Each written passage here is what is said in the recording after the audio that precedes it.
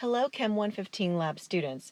I have created this video to cover all of the important topics that are discussed in your lab syllabus. I am Professor Ely. I will be in charge of all of the downtown labs, which are in Clark Hall. If you have a lab at the NRCCE building on the Evansdale campus, Professor Lamanchane will be in charge. Both of us have our office hours on the syllabus, so please come see us if you have any questions.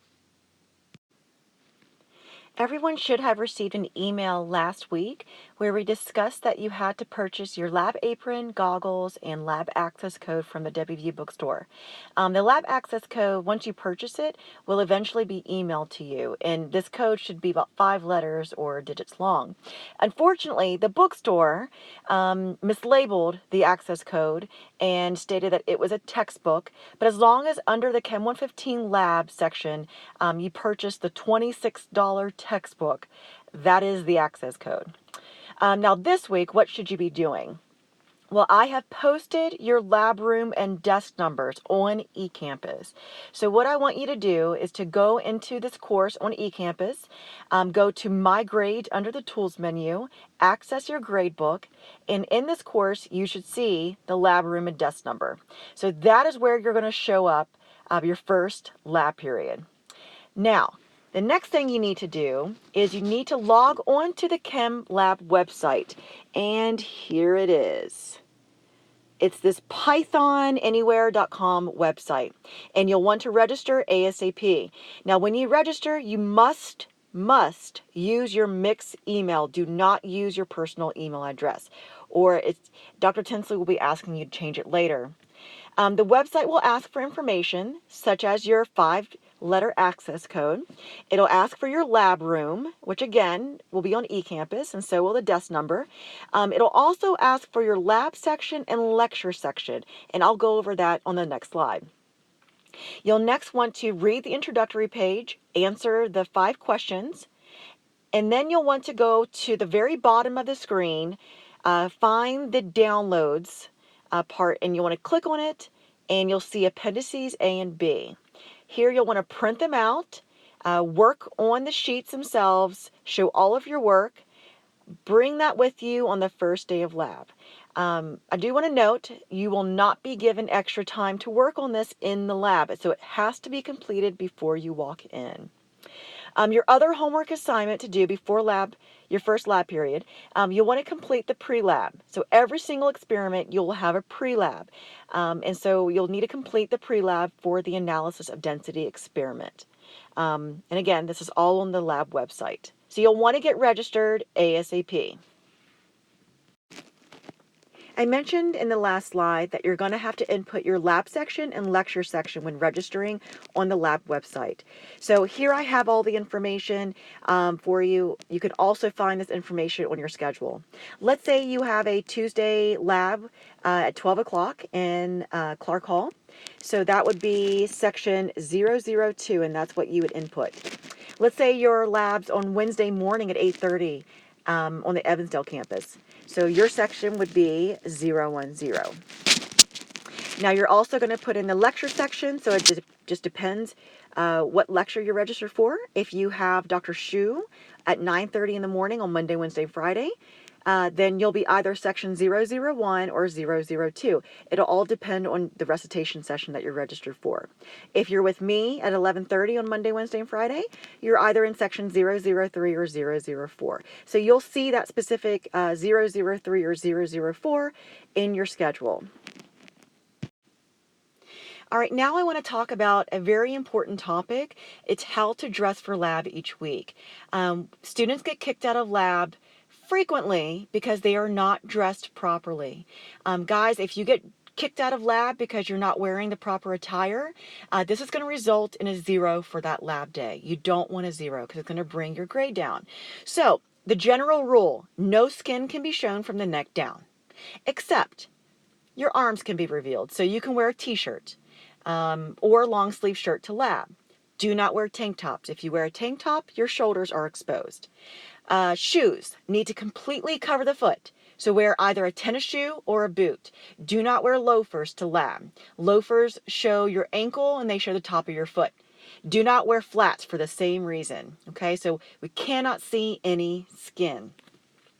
No ankles can be shown. This third bullet is what kicks out most of our students. Fashion nowadays, the skinny jeans. People wear the skinny jeans and then they wear their shoe, but the sock doesn't quite match up to the skinny jean, and some ankle is revealed. No skin can be revealed, guys. So wear a long sock if you wear skinny jeans, and make sure the sock overlaps with the jean. This is a big one. If your TA sees skin at your ankle, you are going to get kicked out. No leggings or tights. We don't want that cotton material. If you get concentrated acid spilled on those leggings or tights, it will eat through that clothing within seconds. So please, no leggings or tights to lab. And if you have long hair, you should bring a ponytail and pull your hair back. You don't want your hair getting into any of the chemicals. So here are some do's and don'ts regarding lab attire. On the left side, I have a couple of pictures of some females with skinny pants on, skinny jeans. On the left side, this student has holes in her jeans, and for just that reason alone, she would not be allowed to participate. But I also notice her ankles are shown, and that's a no-no. On the right side, initially the student looks fine. But if I look closely, I notice on the left side here, there's some ankle shown. Some skin is being shown. She's not wearing socks to pull up, so she wouldn't be allowed to participate in lab. The best way to wear a skinny jean in lab is to wear the jean, the sock, and a boot, and everything overlaps. No skin is shown. So this bottom picture is the perfect example. As a reminder, no leggings should be worn. So please do not wear them in lab. Sweatpants are actually perfect to wear. So if you've got a baggy pair of sweatpants, wear them to lab.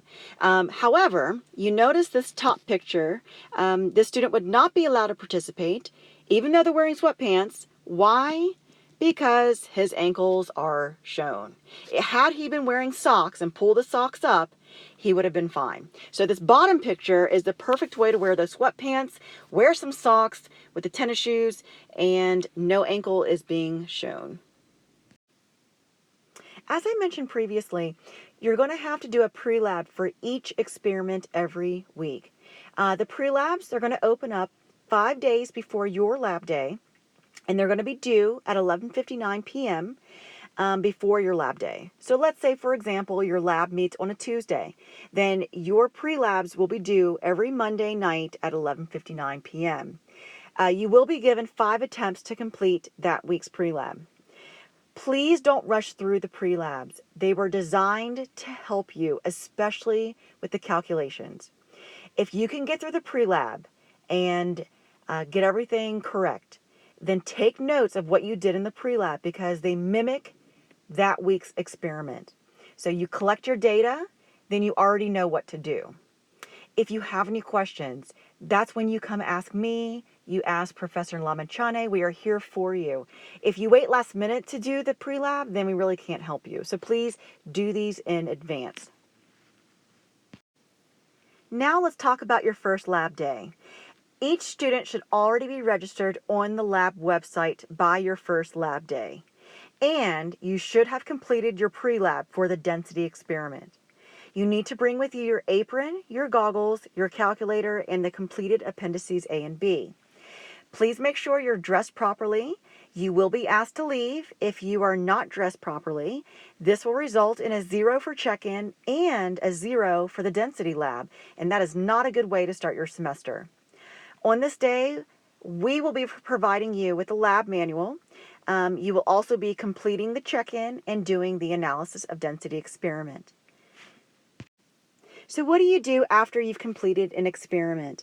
Now keep in mind, you can do all of this at home. You don't have to do this in the lab room. You want to log on to the lab website and select that week's experiment.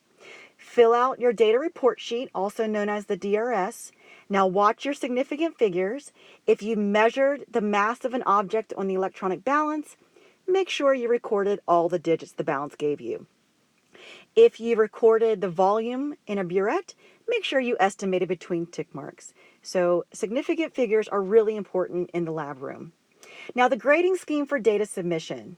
So let's say you have a Monday lab. You complete your experiment on Monday.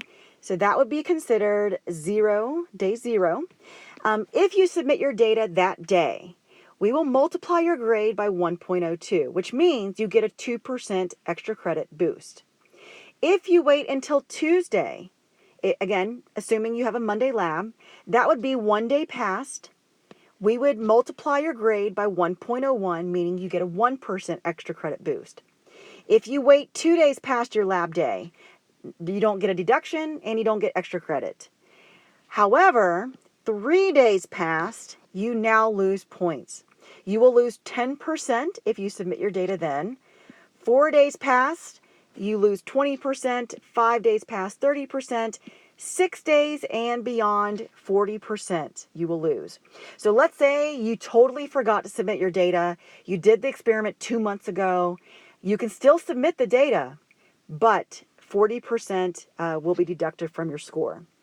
I do want to point out that we cap your overall lab grade in terms of your DRSs at 100%. So let's say you do everything perfect and you submit your data on the lab day, so you get the 2% extra credit, and we take your average and it's actually higher than 100%. Well, we don't give you those extra points. You're capped at 100%. Now, grades for each experiment will become available on the lab website the following Tuesday under grades. Now, if you click on submitted grades, a breakdown of where you gained or lost points will be shown. I do want to mention that, say it's past Tuesday, you check your grades and you see a 0. And beside it, it'll say needs TA signature.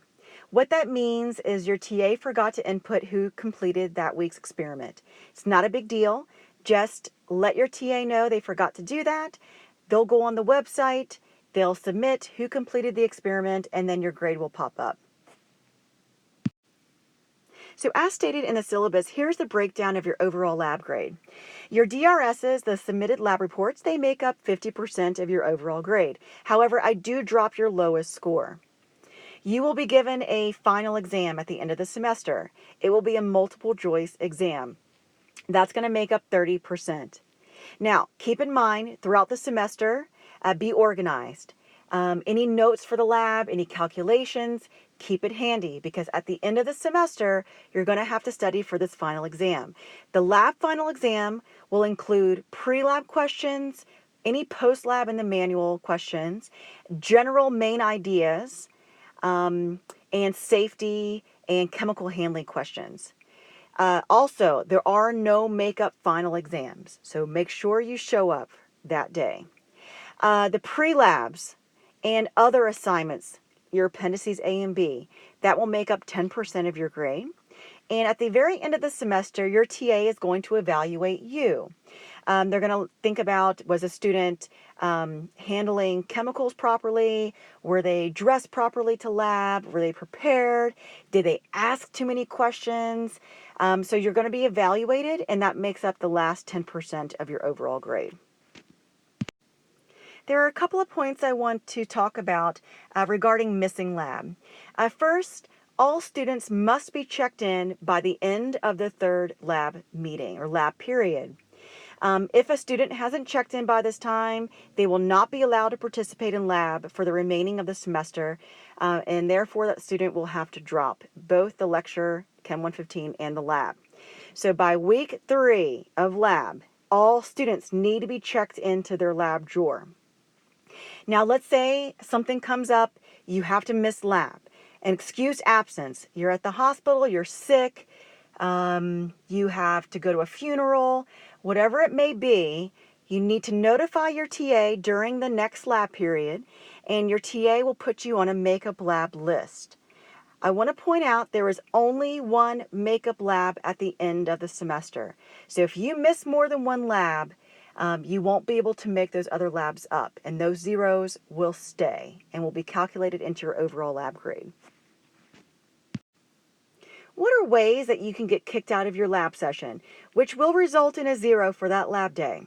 Well, if you wear inappropriate clothing. So we know now how to dress properly for lab. No skin can show from the neck down, except for your arms. If you're late to lab, this is a big one. Once your TA begins to lecture, which is usually the first 5 minutes of lab, your TA will begin to lecture. Students are not allowed to enter lab room, and therefore you cannot participate in lab that day. So don't be late to lab. If you bring in data, say you're retaking Chem 115 lab, you're bringing in old data that you used previously, or your buddy took Chem 115 and you're going to use their data. Do not do this. Your TAs will be looking for this. This is an act of academic dishonesty. This is cheating. You will be subject to academic misconduct charges, and you will receive a 0 and possibly fail the course. So just don't do it. And last but not least, if you need help or need some support, you have people to turn to. If you have a question about the lab or the calculations, please contact me if I'm your instructor, or Dr. Lamanchane if you're at the Evansdale campus. If you have a question about the lab website, you think the website did a miscalculation or there's a glitch or something like that, you want to contact Birdie, which happens to be Dr. Tinsley's tech name, at chemlabs@mail.wvu.edu. And lastly, I hope everyone has a wonderful semester and enjoys their experience in lab.